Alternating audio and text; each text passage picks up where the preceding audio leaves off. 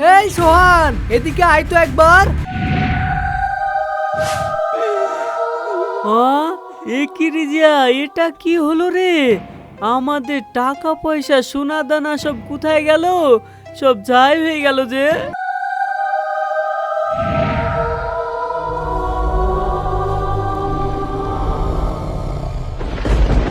ওরে বাবা রে, এ তো সত্যি।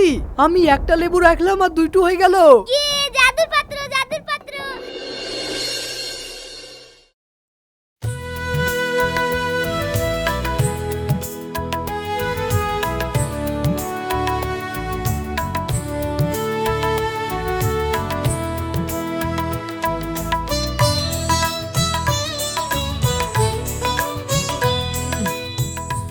উফ, সকাল থেকে বসে থাকতে থাকতে মাথাটা একবারে লেগে গেছে রে সোহান। এই ঘাটের মাছগুলা মনে হয় সব ছুটি কাটাতে গেছে, বুঝলি? একটা চুনা পুঁটিও এসে ঠক্কর মারছে না। আর বলুন আব্বা, সেই দেখলে থেকে ফাতনার দিকে তাকিয়ে থাকি আমার চোখগুলা টেরা হয়ে যাচ্ছে।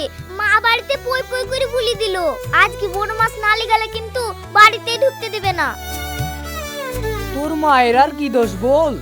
রোজ রোজ তো আর ডাল ভাত খেতে ভালো লাগে না, কিন্তু মাছ তো আমার কথা শুনি বড়শি টাসি লেগে যাবে না। আমার যা মনে হচ্ছে আজকে আমার কপালে তোর মায়ের ঝাঁটা পিটাই লেখা আছে। আব্বা তার চেয়ে চলো, বসে থেকে লাভ নাই। ছিপ গুছলি বাড়ি চল যাই, কাল কি বরং অন্য ঘাটে কি বসবো। আরে দাঁড়া দাঁড়া, ভাতনাটা ডুবছে মনে হয়েছে। হ্যাঁ তাই তো, ঠুকা বাজছে। চুপ চুপ চুপ, একদম আওয়াজ করবি না সোহান। আব্বা ছাড়বা না, মনে হচ্ছে বেশ বড় সাইজের মাছ গেথেছে। জোরে টান মারো আব্বা।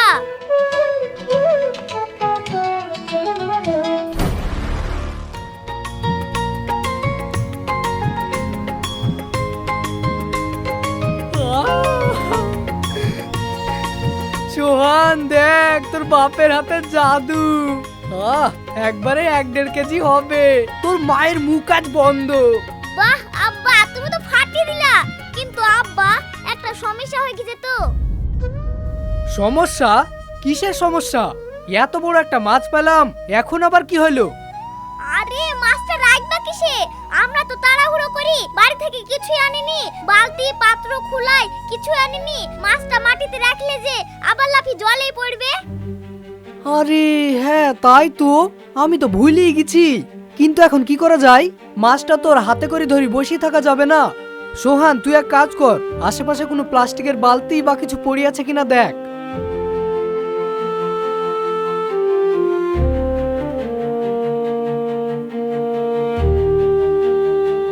আব্বা ওই দেখো, এখানে একটা মাটির পাত্র পড়ি। ওই পাত্রটায় আমরা মাছটা রাখতে পারি। আরে বাহ, তুই তো দারুণ বুদ্ধি বার করেছিস। যা যা, চট করে ওইটা ধুই, হয়তো পানি পুরিলি চলে আয়। মাছটা আবার ছটপট করছে।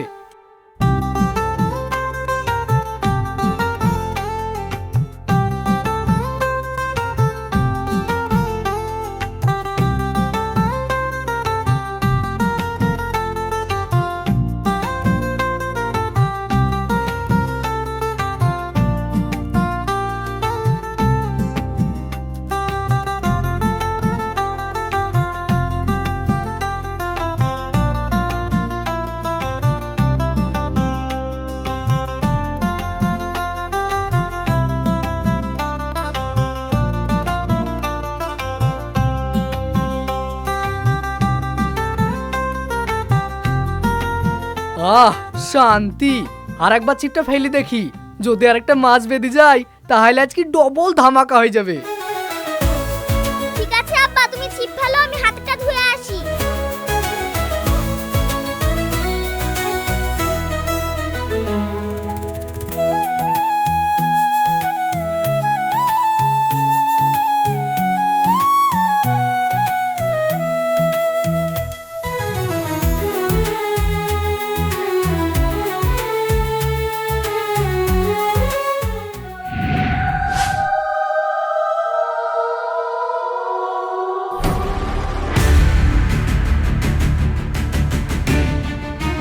সোহান, এই সোহান, এদিকে আয় তো একবার।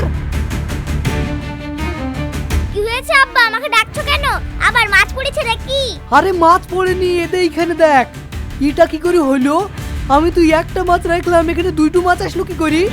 আরে তাই তো, তুমি তো এখানে নিজের হাতে একটা মাছ রেখেছিলে, আর জ্যান্ত দুটো মাছ হলো কি করি?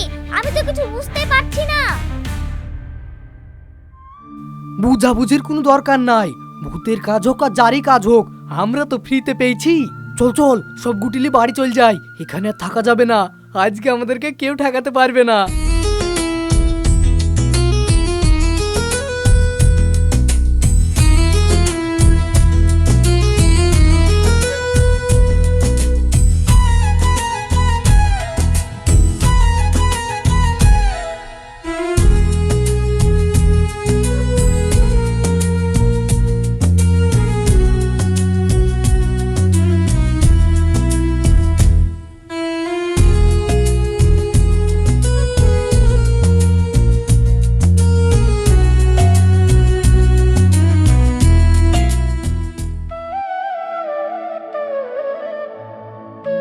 কি গো, ঘাটে গেছিলাম মাছ ধরতে, তা আবার এই পুরনো জিনিস কোথা থেকে কুড়িয়ে নিয়ে আসলা?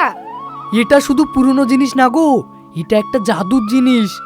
কিন্তু আমি একটা জিনিস বুঝতেই পারছি না শাবানা। কি জিনিস গো, কি বুঝতে পারছো না? আমি তো ঘাটে একটা মাছ পাইলাম, কিন্তু ওই মাছটা এই পাত্রে রাখার পর কিছুক্ষণ পর দেখি মাছ আবার দুটো হয়ে গেছে। ডবল হয়ে গেছে মানে? দুটো? হ্যাঁ গো, দুটো মাছ, এই দেখো, দুটো মাছ একবারে একই সাইজের।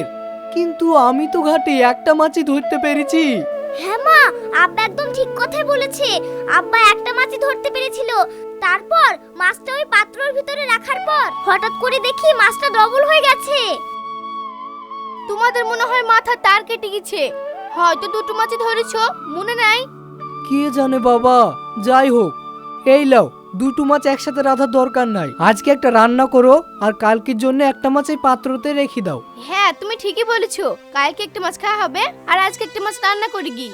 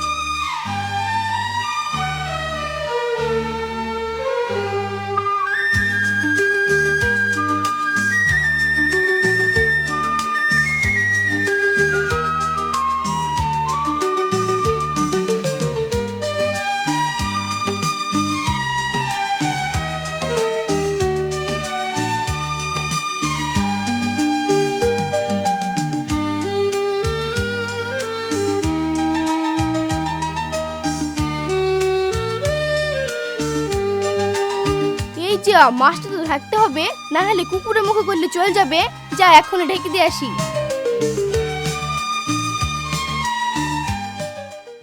উমা, কি আজব কাণ্ড ঘটেছে! ওগো শুনছো, তাড়াতাড়ি বাইরে বেরিয়ে এসো, দেখো কি আজব কাণ্ড ঘটেছে। তোমার আবার কি হলো? এই দেখো দেখো, এই দেখো, তোমার সামনে আমি একটা মাছ রেখে গেলাম, আর ওই দেখো একটা মাছ কেটে রেখেছি, তারপরে ঢাকার দেশে দেখি উমা ডবল মাছ হয়ে গেছে। হ্যাঁ, তাই তো। আব্বা, আমার মনে হচ্ছে এটা কোনো জাদুর পাত্র। আমারও তাই মনে হয়েছে। দাঁড়া, পরীক্ষা করি দেখি। শাবানা, মাছ দুটো ধরো।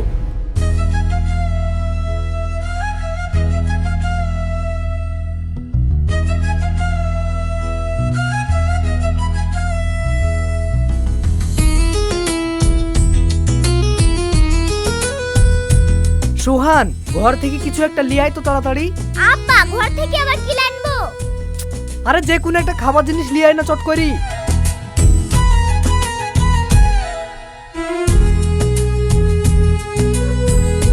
আব্বা, এই দেখো, লাও, লেবু এনেছি। দে, আইতেই হবে, তুই একটু দূরে সরি দাঁড়া।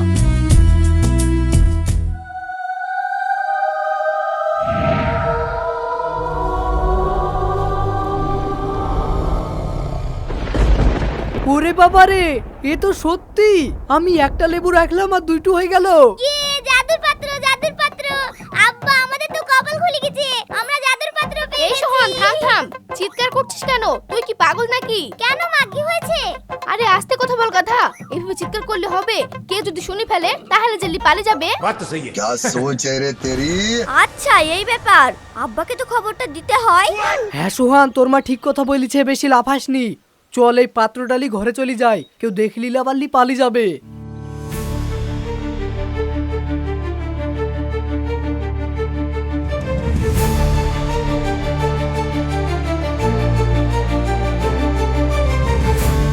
আব্বা, ও আব্বা, কি রে, ওইভাবে ছুটে আসছিস, কি ব্যাপার? আব্বা একটা আজব খবর এনেছি, তুমি শুনলে অবাক হয়ে যাবে। আজব খবর? কি ব্যাপার?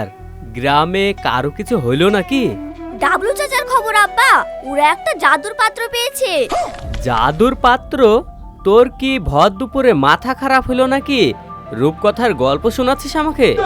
না আব্বা, রূপকথা না, আমি নিজের চোখে লুকিয়ে লুকিয়ে সব দেখে আসলাম। কি দেখলি? একটু খুলে বল তো আমাকে। ডাবলু চাচা একটা জ্যান্ত মাছ ওই পাত্রর ভেতর রাখলো, আর একটু পরেই দেখি ওই পাত্রর ভেতর দুটো মাছ। তারপর ডাবলু চাচা জল ফেলে দিয়ে একটা কমলা লেবু রাখলো। আমি নিজের চোখে দেখলাম আব্বা, একটা লেবু থেকে দুটো লেবু হয়ে গেল। সত্যি বলছিস তুই? লেবু ডবল হয়ে গেল? তার মানে ডাবলু তো ওই পাত্রর জোরে রাতারাতি বড়লোক হয়ে যাবে। হ্যাঁ আব্বা, ডাবলু চাচা আনন্দে নাচছিল, ওরা এবার অনেক বড় লোক হয়ে যাবে। तेरा तो गेम बजाना पड़ेगा। না না, তা কি করে হয়? ডাবলু আমাদের চোখের সামনে বড়লোক হয়ে যাবে আর আমরা বসে বসে আঙুল চুষবো? বাত তো সহি। না না, এটা হতে দেওয়া যাবে না। তাহলে এখন কি করবে আব্বা? রহস্য যখন আমরা জেনে গেছি, তখন ওটা ডাবলুর ঘরে থাকতে দেওয়া যাবে না। যেভাবেই হোক ওই পাত্রটাকে আমার চাই। क्या सोच है আব্বা, रे तेरी? তার মানে তুমি কি ওটা চুরি করে আনবে? তাহলে তো খুব ভালোই হবে, আমাদের ঘরে যা কিছু আছে সব ওই পাত্রটার ভিতর ঢুকিয়ে দেব, তাহলে সব ডবল হয়ে যাবে। একদম ঠিক ভাবনা চিন্তা করেছিস মা। 1 বস্তা চাল দিলে 2 বস্তা হবে, 10 টাকা দিলে 20 টাকা হবে। আজ রাতে আমি ডাবলুর বাড়িতে গিয়ে ওই পাত্রটা চুরি করলি চলে আসবো। আর তুই একদম চুপচাপ থাকবি, কাউকে কিছু বলবি না। আচ্ছা ঠিক আছে আব্বা, আমি তাহলে নিচে গেলাম। আচ্ছা যা। কি খবর এনে দিল আমাকে? আমার তো জান ঝটফট করছে, মন বলছে এক্ষুনি গিয়ে ওই পাত্রটা চুরি করলি চলে আসি। ও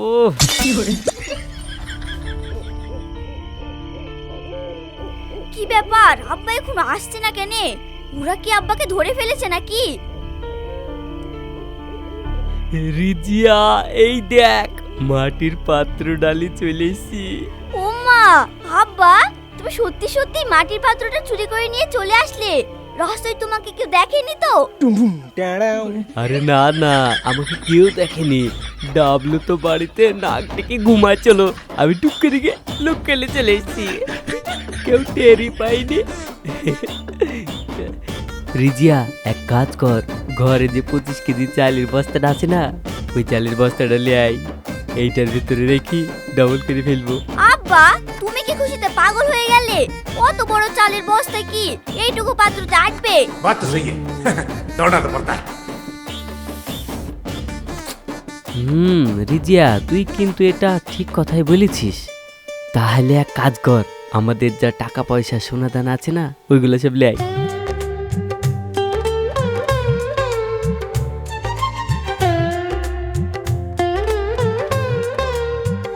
লাই লাই, তাড়াতাড়ি লাই। লেও লেও লেও, ঘরে যে টাকা পয়সা ছিল সবই চলে এসেছি। বাহ, খুব ভালো করেছিস।